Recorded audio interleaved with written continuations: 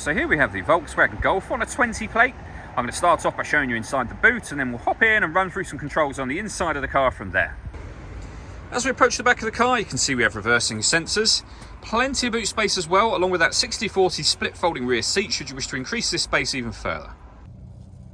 Okay, now that we're inside the car, we're going to start with the dials. On the left-hand side, we have the rev counter, and on the right-hand side, the speedometer. We also have a digital readout for the speedometer over on that side as well. And you'll notice over on the left-hand side, within the rev counter, it will show you what gear this car is in. It's an automatic, so we are in park at the moment. In the centre, at the moment, we have the date and time being displayed. You can change that information using buttons on the steering wheel for various different bits of info, as you can see. You can also change the information displayed over on the left-hand side as well. And similarly, over on the right-hand side just here. So you can customize all of your dials fully from there. If we back out to the steering wheel, the buttons I was using to do that are just here. We have stereo controls, which continue over on the left-hand side. That's where you set cruise control on and off from here. Once you set cruise control, hit this button. This car is able to maintain its own distance between itself and the car in front, both speeding up and slowing down automatically, depending on the car in front's speed. Then over in the center, you'll find the touchscreen for the car. So from on here, of course, you can access your satellite navigation. Really nice, clear color display. Very, very easy system to use. You can also access your audio menu from up here. And then you can see we've got DAB and FM radio, internet radio as well. And if you want to listen to your own music, go to media. And similarly, we've got Bluetooth audio and My Media. My Media will allow you to set up your own playlists within the car.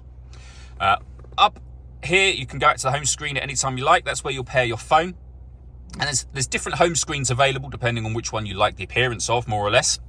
Below that, we can adjust the volume up and down for the stereo. We can adjust the temperature up or down for the driver, and the same over here for the passenger as well. If I back out ever so slightly from that screen, you've got separate climate control settings just here though. So you can go into that. You can adjust your temperature, your fan speed, the direction of the air. You can turn your air conditioning off or back on again from here. We've also got vehicle assist systems options menu there, and then below that your parking menu, which will bring up the parking camera on here, or the parking sensors I should say on here.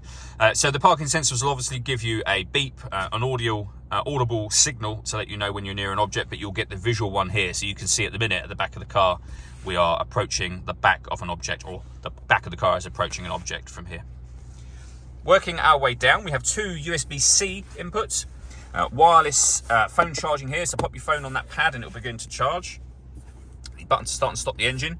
That one puts the gears into park, and then we have reverse, neutral and drive on this stick just here, and then electronic handbrake with auto hold function.